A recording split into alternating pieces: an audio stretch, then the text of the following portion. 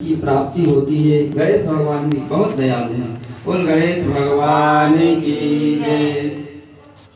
यहाँ पर पांचों देवों की विशेष पूजा बताई और यहाँ पर फिर आगे भगवान के ओंकार मंत्र प्रणवाक्षर मंत्र की जप की विधि बताई गई कि किस प्रकार भगवान का ओम नमः शिवाय के जप के प्रभाव से किस किस फल की प्राप्ति होती है।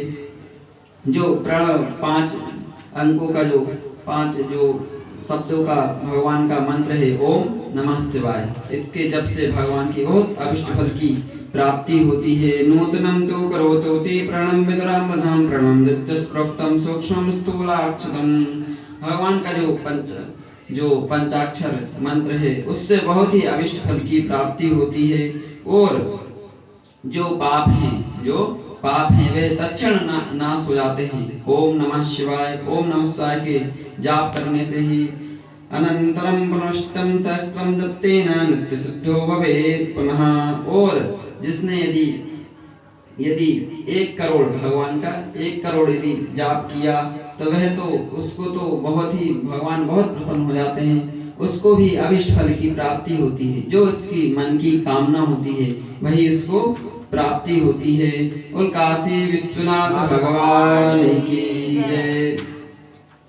फिर यहाँ पर बंधन और मोक्ष के विषय में प्रश्न पूछा कि हे भगवान, बंधम मोक्षम तथा पायम मक्षेयम शरणाम कृताम, यदि किस प्रकार से मोक्ष की प्राप्ति होगी।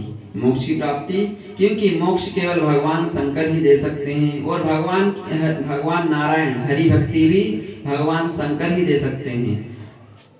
पद्म पुराण में हमने सुना, क्योंकि जो इनका महात्म्य है, भागवत का महात्म्य पद्म पुराण से लिया गया और शिव महापुराण का महात्म्य पद्म पुराण और स्कंद पुराण से ही लिया गया। तो यहाँ पर जब वेदव्यास जी भागवत की कथा, वेदव्यास जी उनके हृदय में नहीं आ रहा था कि हमको संतोष नहीं हो रहा है, तो जब उन्होंने शिव महापुराण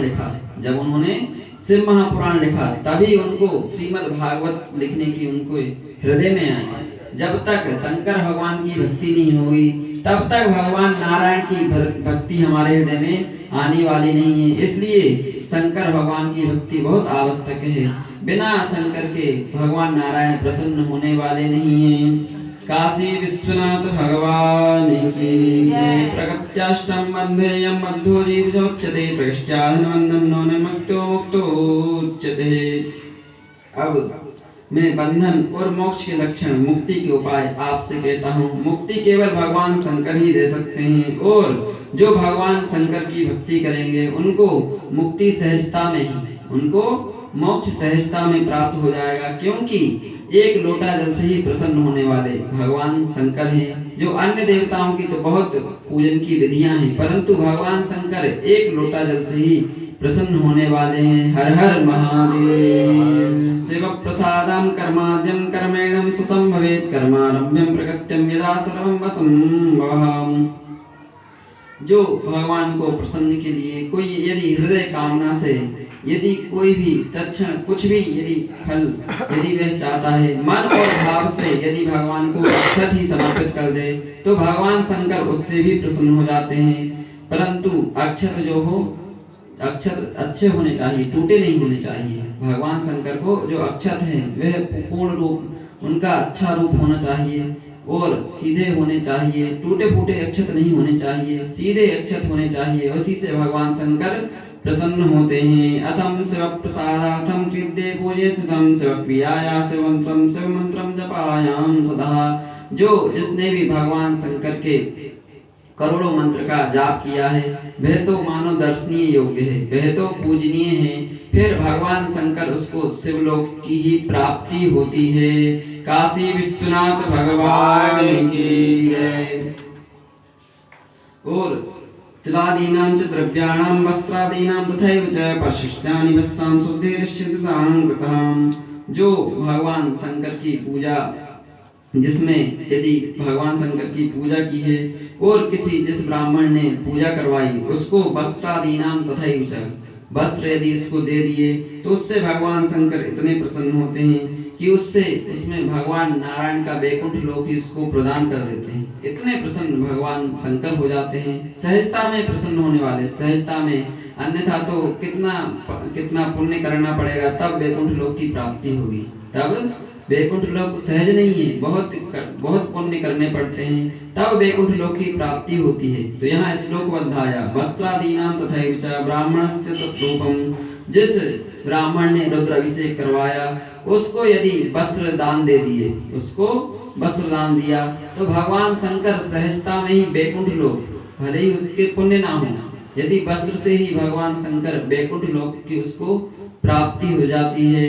काशी विश्वनाथ भगवान की जय। स्त्रीणां तु पार्थिव लिंगं सर्वत्रावशेषतां ध्यानां प्रत्यानां स्फटिकं मातं परिकीर्तितः।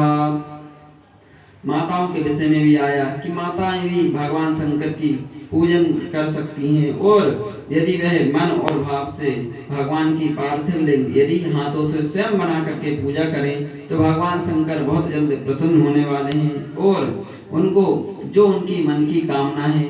और माताओं को चाहिए ही क्या, माताओं तो बस यही चाहती हैं कि हमारे पुत्र अच्छे रहें, हमारे पुत्र अच्छे रहें, हमारा परिवार अच्छा रहे। तो जो उनके मन में कामना होती है, स्त्राणाम नृत्यानाम सर्वत्राणाम शेषताम प्रत्यानाम सुटं कृतां कृतीर्तितः।